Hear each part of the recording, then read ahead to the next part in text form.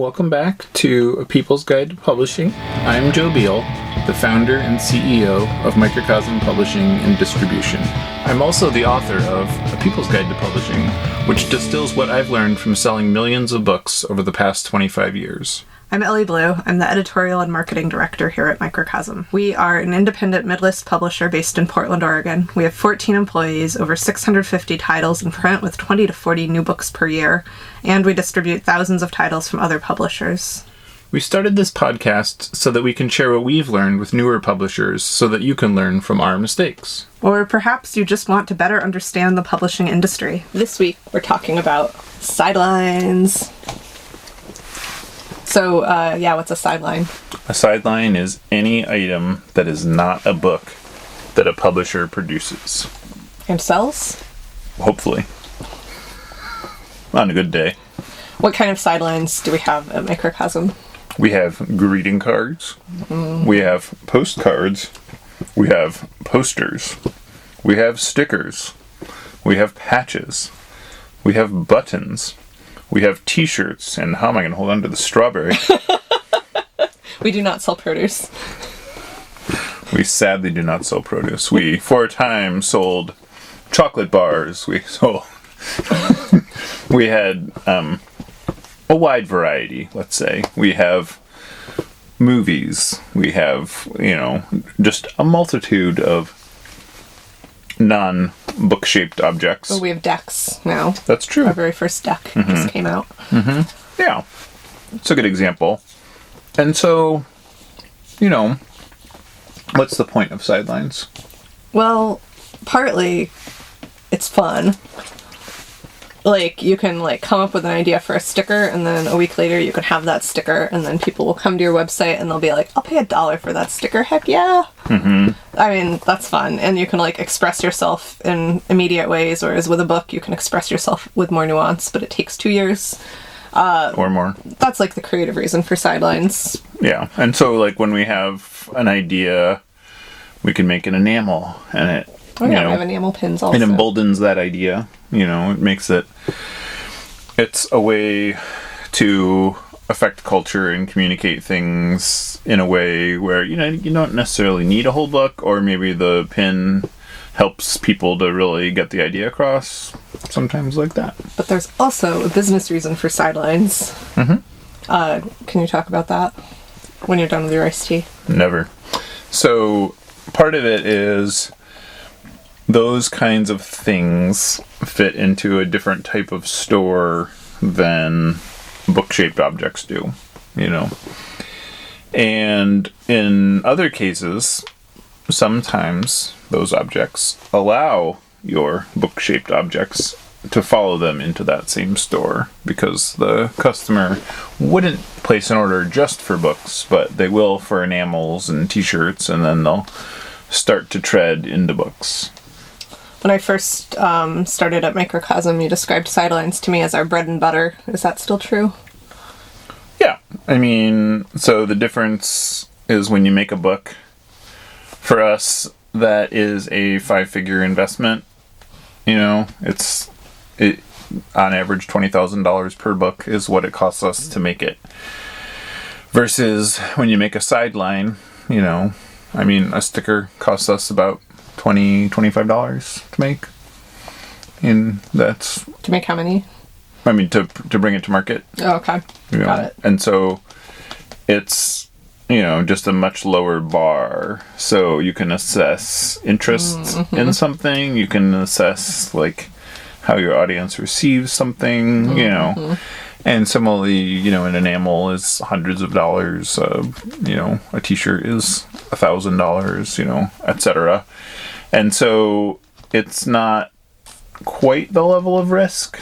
And then the difference also is, so when you're lobbing a bunch of heavy risk items at the world, some of them are going to take and some of them are not going to take. That's just basic mathematics, But if you know that from the get-go, then you can put your math on your spreadsheet, which I would highly encourage you to do in, the past 83 episodes. And then you can understand that having a $25 risk is far superior than a $20,000 risk, and that will forever carry you better. So why do we publish books at all? Why don't we just do Sidelines? So much less risky. So it's like multifold once again. So the payoff is less for one thing. And then for another thing, it's like nobody gets into publishing to make stickers. Well, I don't know. Maybe some people do. Stickers are pretty fun. Once upon a time I did, but it's like eventually you reach the limitations of expressing ideas in that way. It's like the memifying of culture when culture is complicated and vast, And then it's partly also that, like, some of your $25 investments will become worth hundreds of dollars a year, but very, very, very few of them are going to be worth tens of thousands of dollars in your lifetime, So right.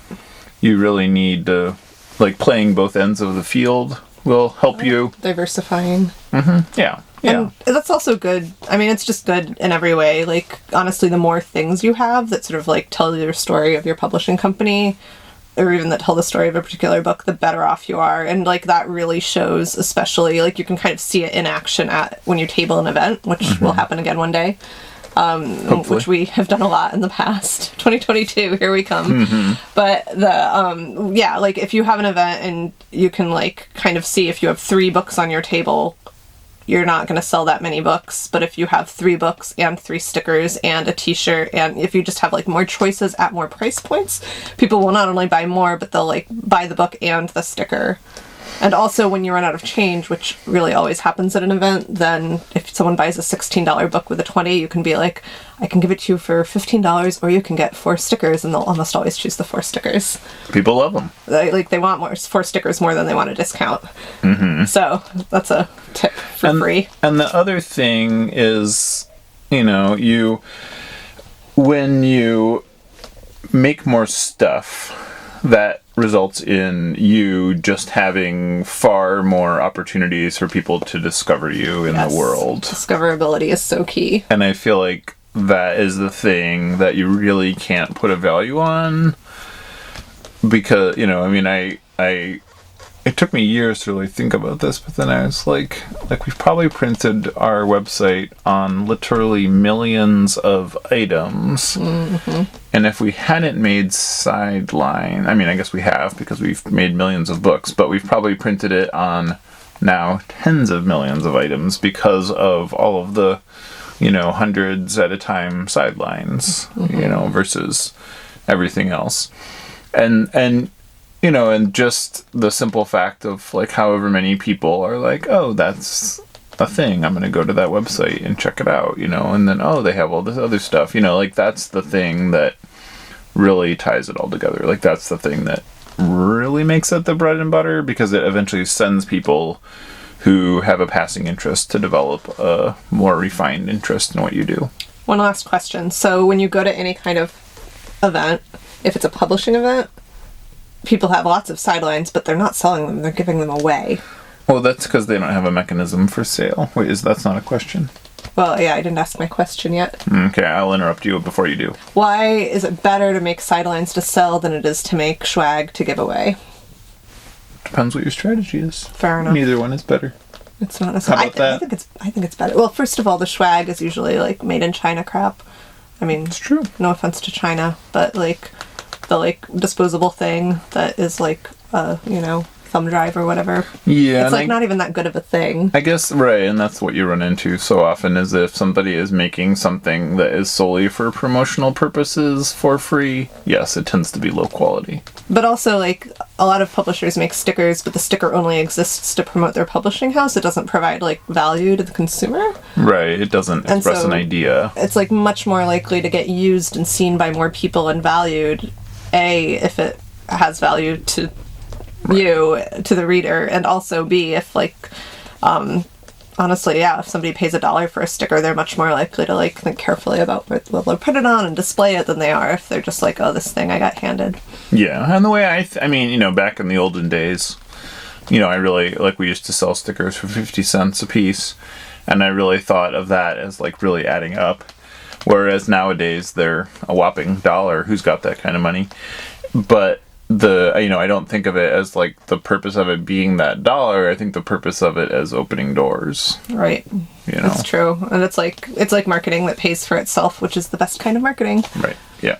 Yep. Well, tune into us next week where we will impart more talking.